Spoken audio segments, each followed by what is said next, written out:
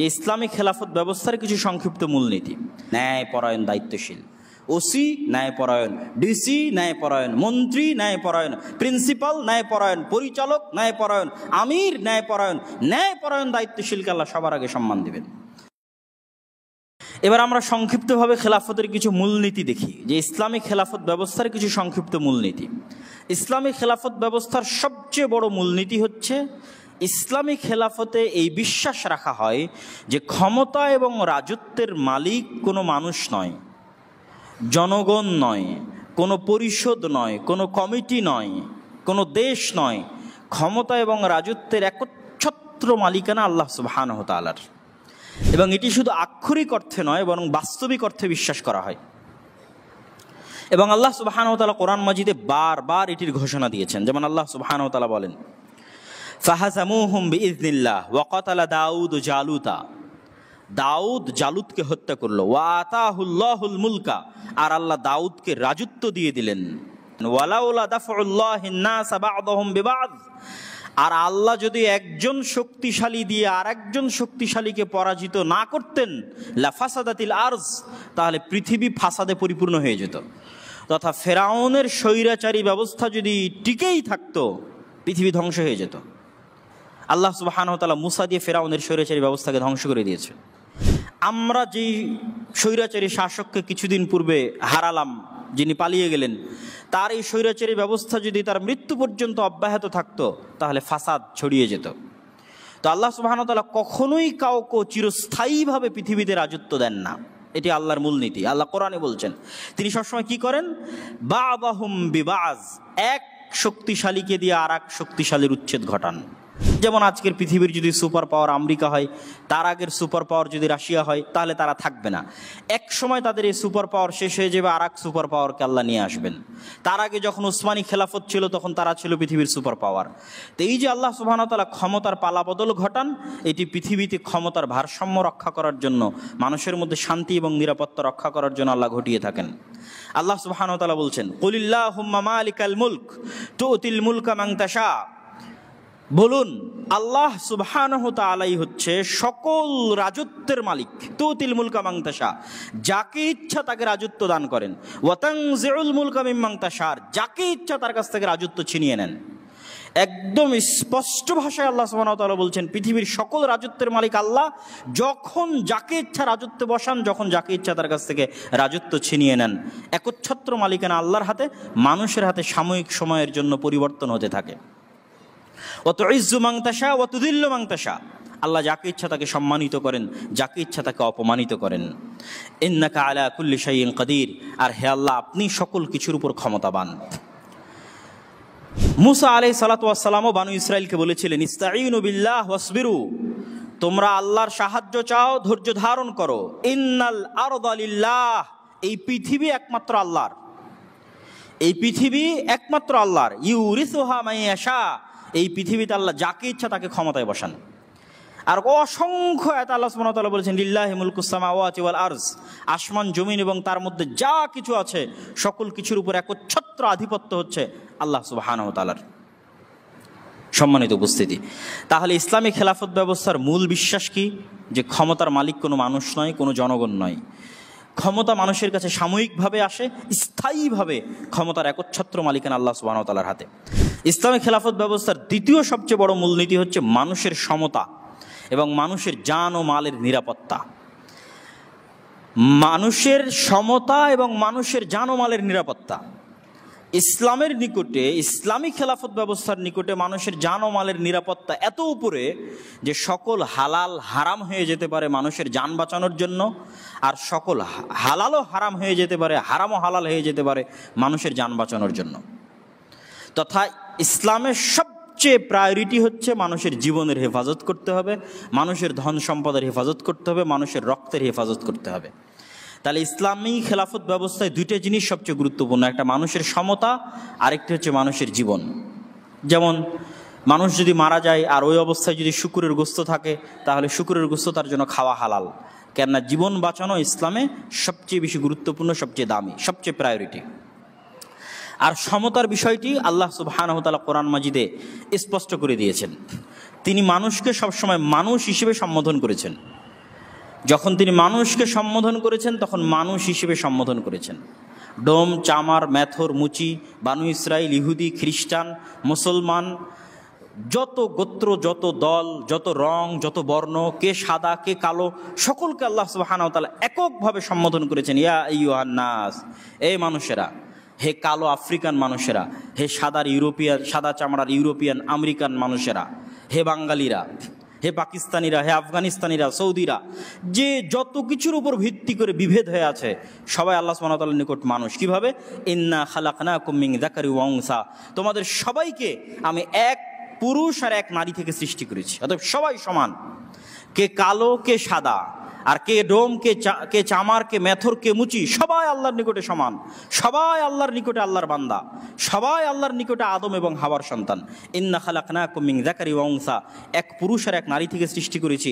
ওয়া জাআলনাকুম শুউবান ওয়া ক্বাবাইলা লিতাআরাফু, আর তোমাদেরকে জাতি আর গোত্রের মধ্যে ভাগ করে দিয়েছি, ভাষার দৃষ্টিতে ভাগ করে দিয়েছি, জাতি গোত্র হিসেবে ভাগ করেছি যেন তোমরা পরস্পরকে চিনতে পারো।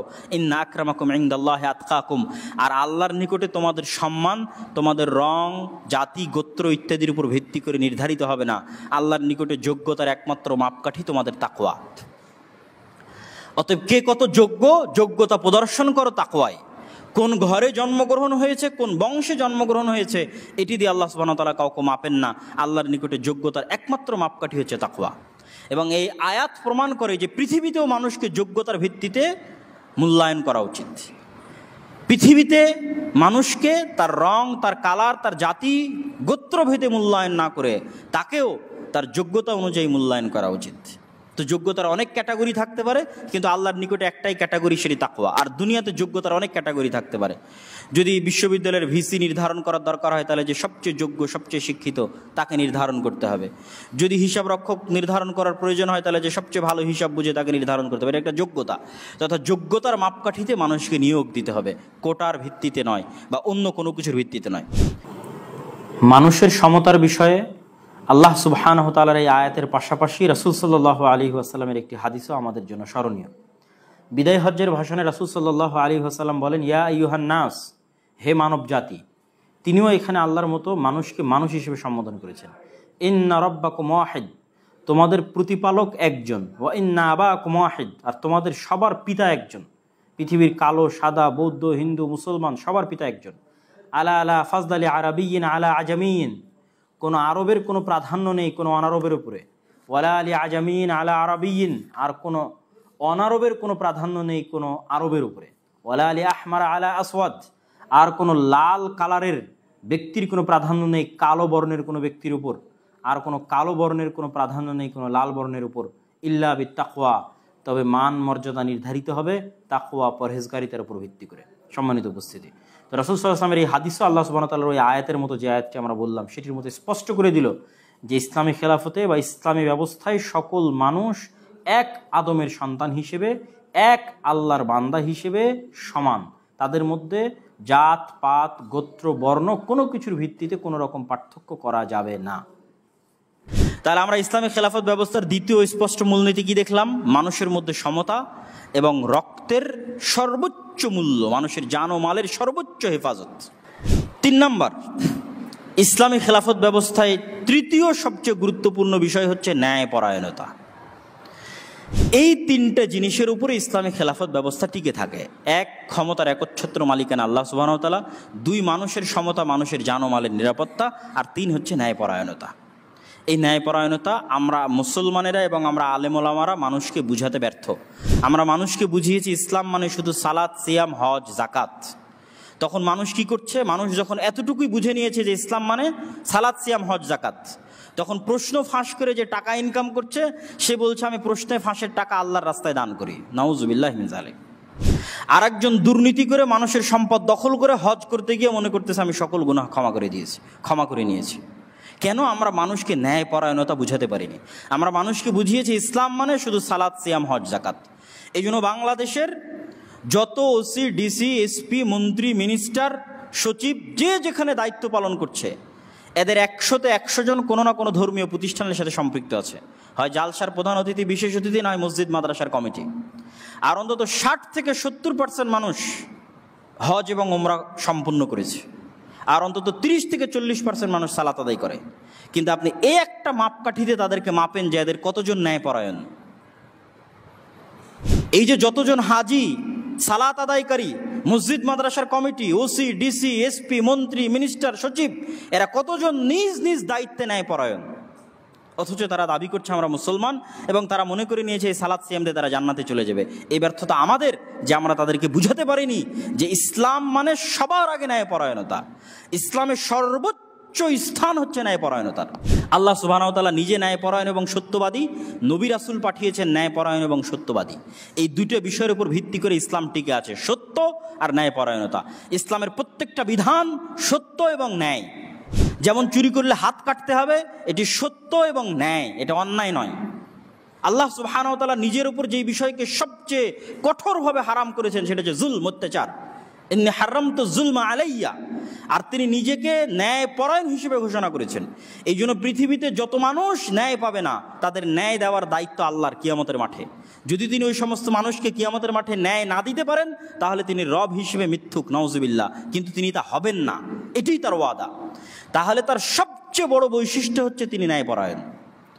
তিনি তার সাথে সম্পৃক্ত সকল গুনাহ ক্ষমা করে দিবেন। কিন্তু এক মানুষ আর এক মানুষের উপর জুলুম করবে, এটা যতক্ষণ ওই মানুষ ক্ষমা না করবে ততক্ষণ আল্লাহ ক্ষমা করবেন না, কেননা তিনি ন্যায়পরায়ণ। কিন্তু আমাদের কাছে ন্যায়পরায়ণতাই সবচেয়ে অবহেলিত।